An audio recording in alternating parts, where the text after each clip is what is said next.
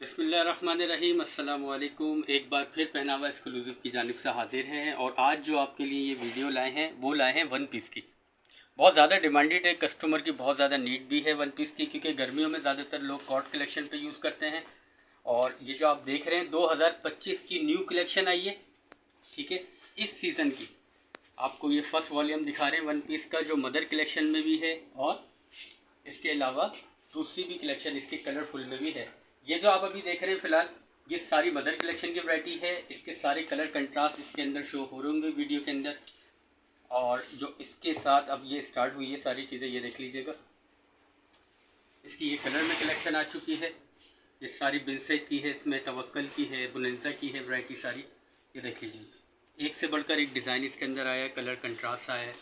इसमें जो भी कलर कंट्रास्ट आपको वीडियो में पसंद आता है तो उसका स्क्रीनशॉट लेके हमें आप सेंड कर सकते हैं। वीडियो पे नंबर शो हो रहा होगा व्हाट्सअप का हमारा, बाकी इंशाल्लाह ताला आपको डिलीवर भी करवा दिया जाएगा।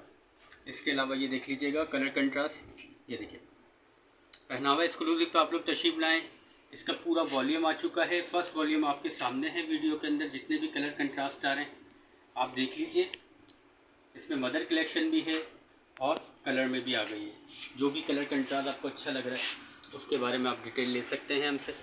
यह सारी कलेक्शन का पूरा वॉल्यूम आ चुका है वन पीस का। आप लोग तशरीफ लाइए।